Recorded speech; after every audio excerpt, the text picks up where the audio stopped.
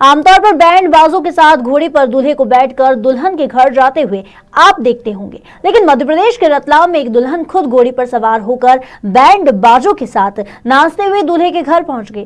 दुल्हन के साथ उसके परिवार और रिश्तेदार भी थे, जो कि बैंड बाजों की धुन पर नाचते हुए चल रहे थे। रतलाम में यहाँ दुल्हन घोड़ी पर बैठकर दूल्हे के घर जाने की यह शादी श्रीमाली ब्राह्मण समाज के व्यास परिवार में संपन्न हुई। श्रीमाली समाज में एक अनूठी परंपरा है। दुल्हन शादी के एक दिन पहले दूल्हे के घर घोड़ी पर बैठकर बैंड बाजों के साथ अपने पूरे परिवार और रिश्तेदारों के साथ पहुंचती है और दूल्हे को शादी के लिए आमंत्रित करती है। और वहां घोड़ी जिस पर बैठकर दुल्हन पहुंचती है, उस घोड़ी को दूल्हे के घर पर ही छोड़ाती है। इसी घोड़ी पर बैठकर दूल्हा दुल्हन से शादी के लिए बारात लेकर घर पहुंचता है। समाज ने इस परंपरा को पुनः जीवित करने के उद्देश्य को लेकर सज धज कर घोड़ी पर बैठी और बैंड बाजों के साथ परिवारजनों को लेकर नाचते हुए दूल्हे के यहाँ पर पहुंचे।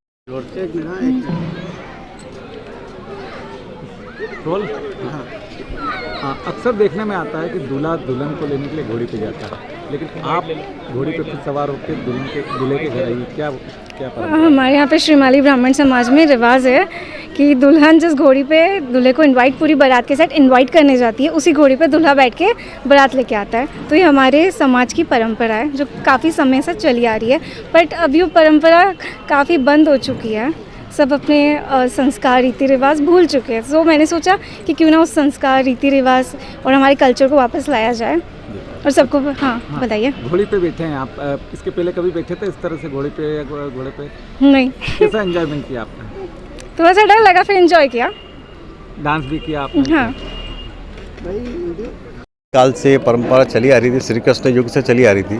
भगवान श्री कृष्ण रुक्मणी को घोड़ी के ऊपर लेके आए थे, उसी परंपरा को हमारे पूर्वज निभाते आ रहे थे।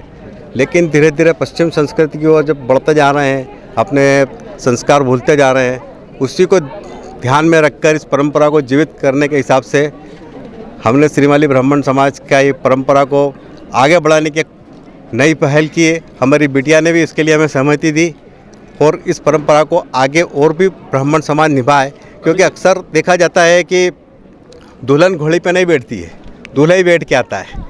लेकिन हमारी समाज के अंदर ये परंपरा थी कि दुल्हन शादी के एक रोज़ पहले दूल्हे को इनवाइट करने के लिए घोड़ी पे बैठ के जाती थी और फिर दूल्हा उसके ऊपर बैठकर तोरण मारने के लिए दुल्हन के द्वार पे आता था।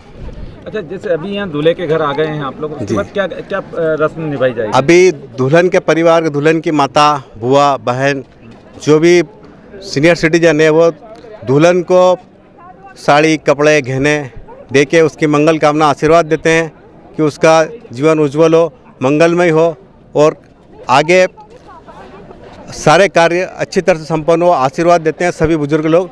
और ये परंपरा काफ़ी समय से चली आ रही, जिसे आड़ नोरा का बोलते हैं हमारे इसमें।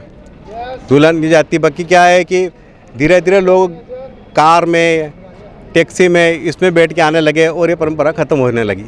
रतलाम से आमिन हुसैन की रिपोर्ट।